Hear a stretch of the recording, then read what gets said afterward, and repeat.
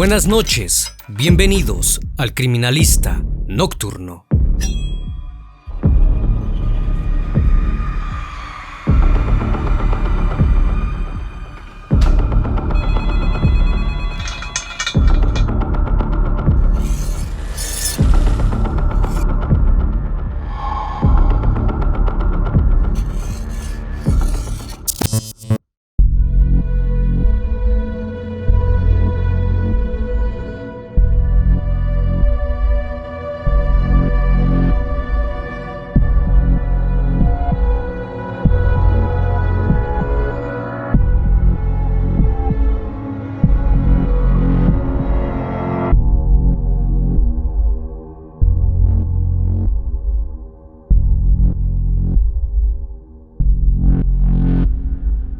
En el año de 1994, en la ciudad de Mendoza, en Argentina, una confesión desató la historia de uno de los hombres más buscados por el FBI en los años 70.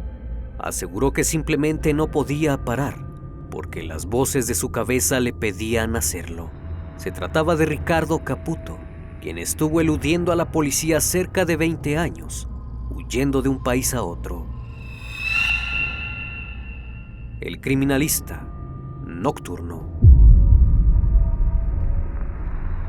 Ricardo Silvio Caputo nació en la ciudad de Mendoza, Argentina, en 1949. Creció en una pequeña casa en compañía de sus hermanos, Alberto y Alicia, además de sus padres, quienes se separaron cuando Ricardo solo tenía 4 años, debido a que el progenitor de este se desaparecía días enteros y no llegaba a casa. Fue así que su madre se fue enamorando de un sujeto que se dedicaba a hacer los mantenimientos de la casa y se fue a vivir con él, abandonando a sus hijos con su padre. Cuando Caputo cumplió 9 años, su progenitor falleció a causa de una intoxicación. Debido a eso tuvieron que irse a vivir con su madre y su pareja. Su infancia la pasó en la calle Salta, en el 1400, en pleno centro de Mendoza, una ciudad a la que nunca quiso, pues ahí vivió un verdadero calvario, ya que desde muy pequeño fue abusado y golpeado por su padrastro. Por esa razón abandonó sus estudios, revelando que se sentía deprimido por lo sucedido. Al poco tiempo, un vecino que vivía a la vuelta de su casa abusó de él, pero a pesar de ello decidió salir adelante. Quienes lo conocían decían que el chico era muy simpático y trabajador, que constantemente coqueteaba con las mujeres y tenía mucha suerte con ellas. Cuando tenía 16 años conoció a una mujer mayor que pasaba por él a su casa en un auto con chofer. La relación duró algunos años, puesto que a finales de 1969 decidió realizar un viaje a Nueva York con visa de turista. Quería escapar de su familia y del maltrato que recibía. Ahí consiguió 2 empleos. De día trabajaba en el Hotel Plaza, frente a Central Park, y de noche en el Hotel Barbizon, donde la mayoría de los huéspedes eran mujeres. Estuvo trabajando en Estados Unidos solo por 1 año y después volvió a Argentina porque lo llamaron de la Fuerza Aérea para hacer su servicio militar. Como su hermano Alberto vio que Nueva York le iba bien, pronto se mudó para allá. Una vez que terminó el servicio, Ricardo regresó a Estados Unidos y volvió a emplearse en aquellos hoteles, en especial en el Hotel Barbizon. Fue ahí donde conoció a su primera víctima. Corría el año de 1971. Unos meses después de regresar, conoció a Natalie Brown, de 19 años, quien trabajaba de cajera en un banco. En una ocasión Ricardo acudió a depositar un cheque y ahí la vio por primera vez.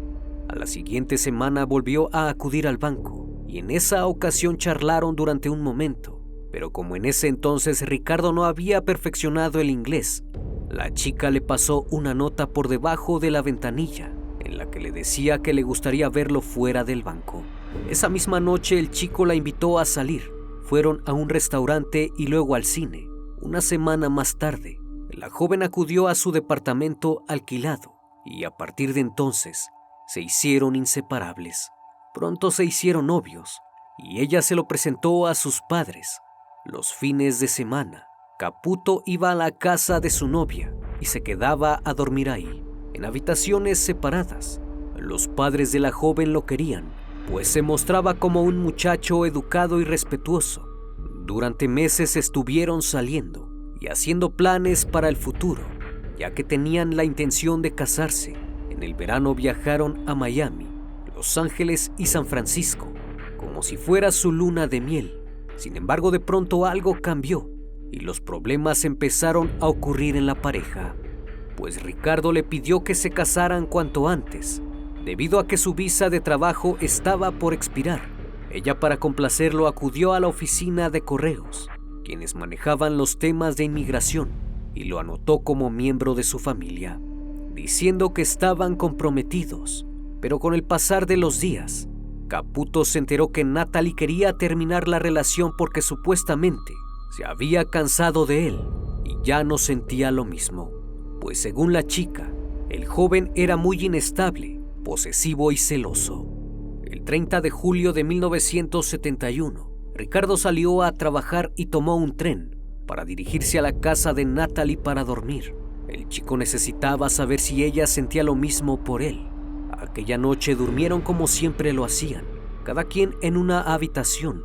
Al día siguiente la pasaron en compañía de su familia. Ya por la noche se quedaron solos por un momento, así que Ricardo le dijo a su novia que quería estar con ella íntimamente, pero ella lo rechazó.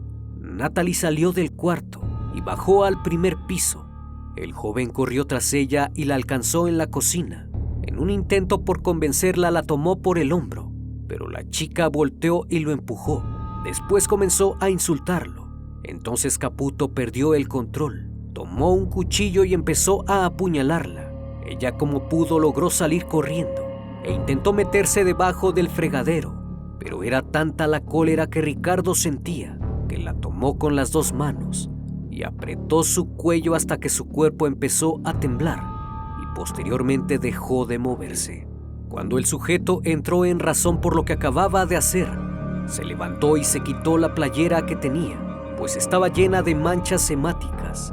Se puso un suéter y salió a las calles hasta que llegó a una estación de servicio, donde tiró la playera. Después se dirigió a un teléfono público e inesperadamente marcó al 911 y le dijo a la policía que acababa de asesinar a su novia.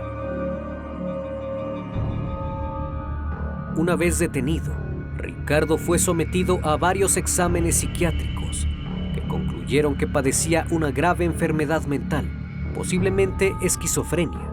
Lo que en ese entonces las autoridades no sabían era que el joven estaba fingiendo y sobreactuando para ser declarado inimputable, lo cual logró. Por esa razón fue enviado a un psiquiátrico de Bacon, donde empezó a perder la razón entre fingir su locura y lo que era realidad. Durante su estancia en el psiquiátrico, conoció a Judy Baker, una psicóloga de 26 años, a la cual comenzó a cortejar y a manipular. Gracias al trato que tenía con ella y a los informes positivos de la psicóloga, lo cambiaron a un psiquiátrico menos disciplinario, donde podía salir a caminar, incluso a la ciudad. Durante casi medio año estuvo saliendo con Judy.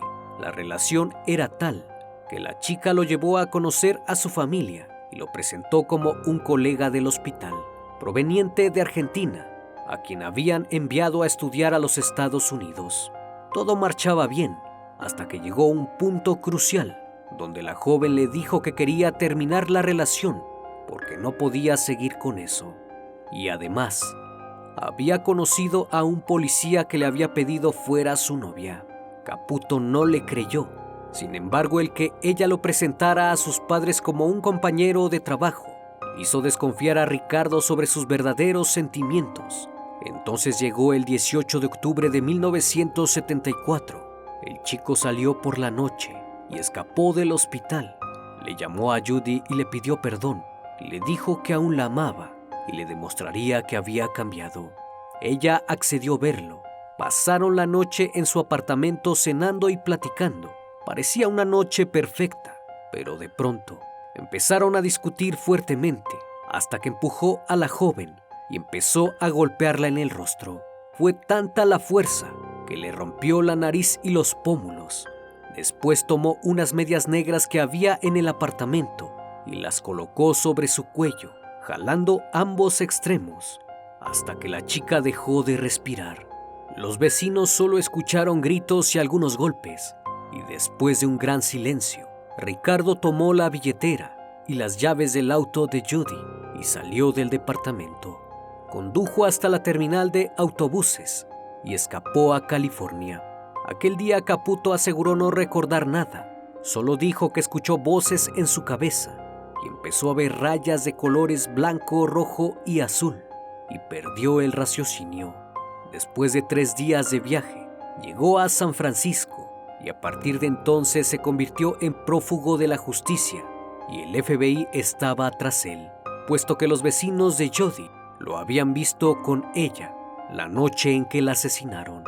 Una vez en California, se instaló en San Francisco, donde residía en una pensión y empezó a trabajar como retratista de lápiz en las calles. Cambió radicalmente de aspecto, se cortó el cabello, se quitó el bigote y comenzó a subir de peso. Acudió al mercado negro y obtuvo una nueva identidad bajo el nombre de Ricardo Donoghue. Meses después de su segundo crimen, Ricardo estaba tomando un trago en un bar cuando de pronto vio entrar a Barbara Taylor, de 28 años, una mujer alta de ojos azules y pelo negro, quien trabajaba como documentalista. Inmediatamente se ofreció a hacerle un retrato y ella accedió. Comenzaron a charlar durante un momento. Caputo le dijo que era de Argentina y que su familia le heredaría una estancia muy importante en su país, pero de momento prefería vivir expresándose creativamente, haciendo retratos. La atracción de los dos fue tal que Bárbara le ofreció quedarse en su apartamento donde residía. Ella se enamoró de Ricardo y comenzó a salir con él. Lo presentó con sus compañeros de trabajo e iban a comer a pequeños restaurantes por toda la ciudad. Ella se hacía cargo de todos los gastos e incluso le daba dinero a Caputo para que pudiera buscar trabajo y se comprara lo que necesitara. Meses después, Bárbara lo llevó a conocer a sus padres y el chico pareció ser de su agrado, al igual que como había pasado con Judy. Esto parecía mal augurio, pues días posteriores, Ricardo le pidió dinero a Bárbara y ella se negó sin explicarle por qué. Discutieron y él se marchó rumbo a Hawái. Ahí conoció a un sujeto que lo invitó a mudarse con él. Una vez que se instaló ahí, consiguió trabajo en un restaurante de medio tiempo. Por las tardes salía a pasear por la playa y a contactar mujeres turistas, a quienes les ofrecía salir a dar un paseo por la noche. Es así que en marzo de 1975 conoció a otra chica, a la que engañó diciéndole que era un gerente de un restaurante, con la que se quedó de ver al día siguiente. La joven de nombre Mary O'Neill acudió a su departamento y ahí las cosas se pusieron muy mal, pues en un principio empezaron a besarse. Ricardo pensó que ella quería acostarse con él, sin embargo no era así, por lo que la chica le dijo que parara. Él no lo hizo, así que Mary comenzó a gritar. La situación se salió de control y Ricardo empezó a golpearla. De pronto entró el inquilino del departamento con el que vivía y se interpuso para que se detuviera.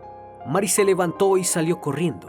Sin saberlo, la joven estuvo a punto de perder la vida. Tras el incidente, el chico le pidió que se marchara. Caputo no tuvo más opción que regresar a San Francisco. Desde el aeropuerto, Ricardo le llamó a Bárbara y le dijo que la extrañaba, que la amaba y que quería casarse con ella. La joven accedió a recogerlo al aeropuerto y lo llevó a su departamento. Le dijo que más tarde regresaría y se fue a trabajar.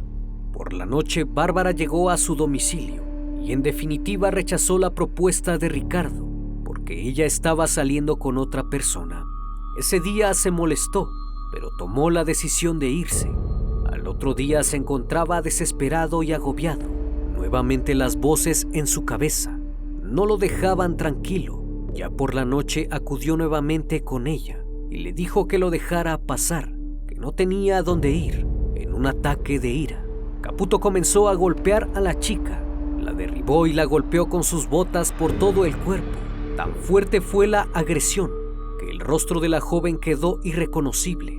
La cara de la chica estaba desfigurada. En sus muslos, brazos y manos se podían ver hematomas hechos a partir de los golpes de las mismas botas tejanas que Bárbara le había regalado a su agresor. Tan tremendo fue el ataque que en muchas partes la piel se encontraba abierta hasta llegar al hueso. Después del suceso, Ricardo escapó y 4 días más tarde intentó cruzar a México.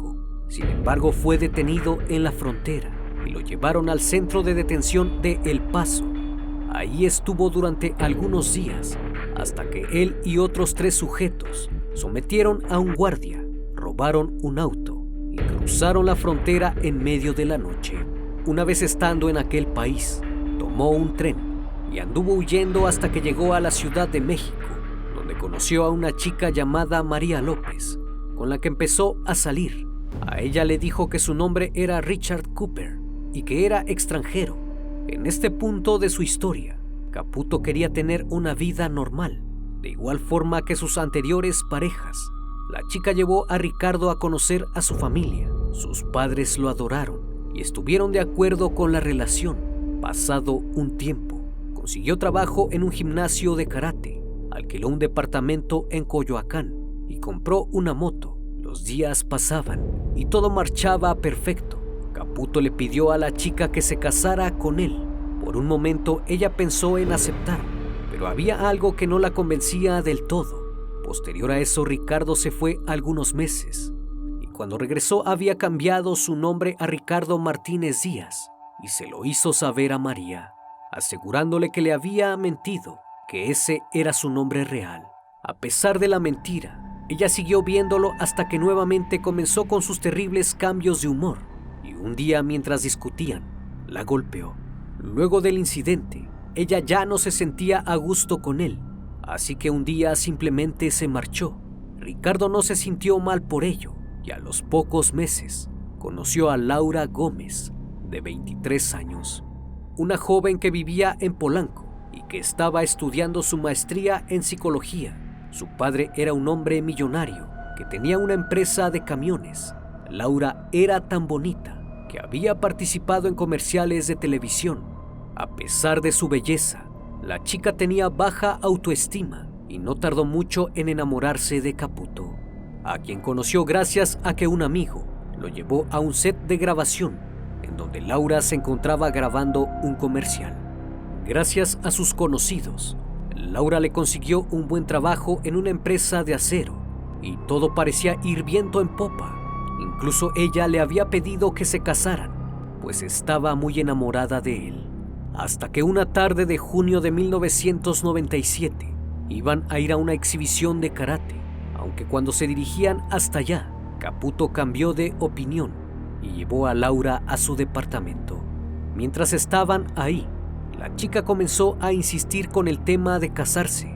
En un determinado momento, Caputo empezó a perder la paciencia y el resultado de ello fue el asesinato de Laura.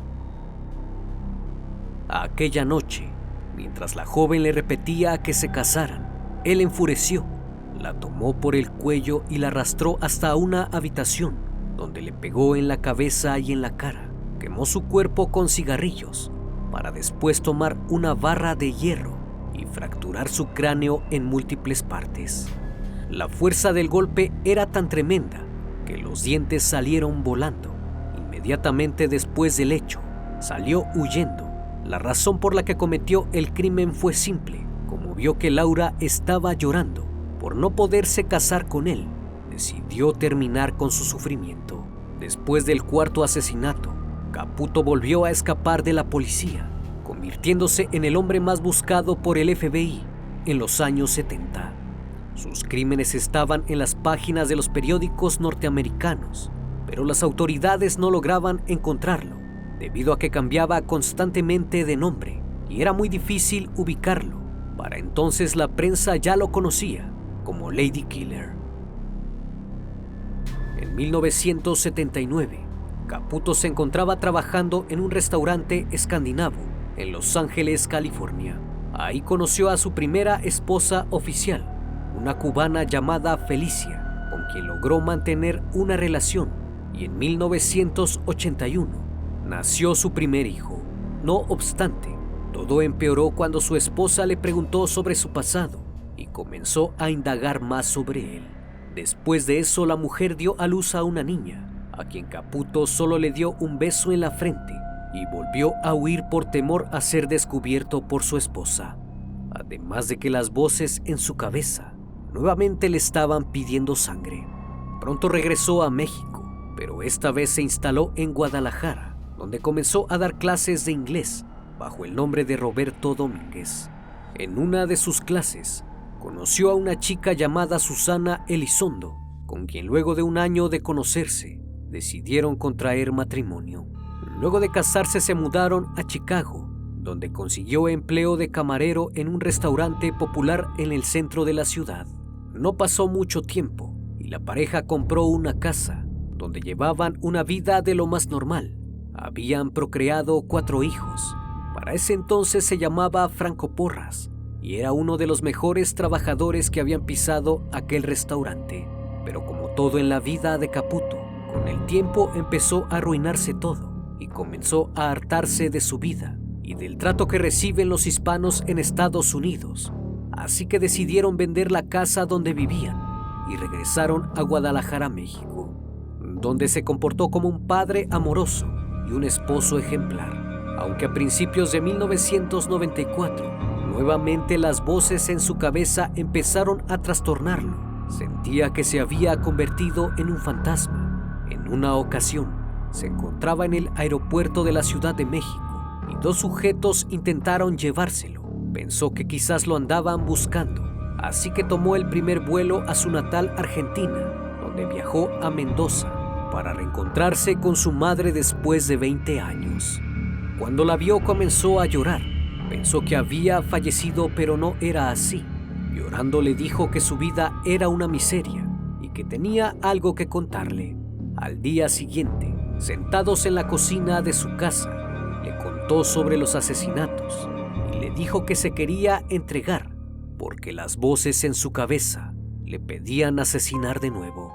Fue entonces que su madre contactó al abogado de la familia y le explicó la situación. Él acudió de inmediato y Ricardo Caputo le confesó todo lo que había hecho. Sin embargo, el abogado le dijo que si se quería entregar, tenía que ir a Estados Unidos, puesto que en Argentina nadie lo buscaba y podía vivir libremente si quería. Pero Caputo no aceptó y le dijo que lo ayudaran a entregarse antes de que volviera a ocurrir una desgracia. Antes de entregarse, el abogado habló con un colega en Nueva York, pues tenían la idea de vender la historia a la televisión y después entregar a Caputo a las autoridades. La detención se haría efectiva el 9 de marzo de 1994, pero previamente la cadena ABC pagó $100,000 para realizar una entrevista a Lady Killer, donde dijo que había asesinado a todas esas mujeres porque estaba mentalmente enfermo. Se excusó diciendo por qué habría de asesinarlas. ¿Para qué? No tiene sentido. Solo estando loco podría haber hecho eso. Todos los medios de comunicación hablaban sobre los asesinatos del apodado Lady Killer, cuyo asesino serial era de los más buscados en los últimos 20 años. El juicio acaparó toda la atención mediática y los abogados de su defensa insistían que no era apto para ser juzgado, puesto que tenía esquizofrenia y un trastorno múltiple de personalidad. En su evaluación, el doctor concluyó que su personalidad era psicopática y que solo pretendía estar loco para evadir sus responsabilidades. En la última sesión del juicio, Caputo mencionó que se entregó a las autoridades para evitar cometer otro crimen. Además dijo que estaba muy arrepentido de lo que había hecho y les pidió perdón a los familiares de las víctimas, argumentando que estaba enfermo y esperaba poder curarse dentro de la cárcel. Una vez terminado el juicio, fue sentenciado a 25 años de prisión y fue trasladado a la cárcel de Attica, al norte del país y próxima a Canadá, donde pasó sus últimos días dibujando y haciendo deporte. Una tarde de octubre de 1997, salió a jugar básquet en el patio de la cárcel, cuando de repente se desplomó al suelo, agarrándose el pecho, sufriendo un ataque al corazón, lo que ocasionó su fallecimiento. En los siguientes casi 20 años, utilizó en torno de 17 identidades distintas. Antes de perder la vida, las autoridades se encontraban intentando demostrar que Caputo había cometido más asesinatos de los que realmente confesó, pues para los investigadores, este sujeto nunca dejó de asesinar porque simplemente no podía parar.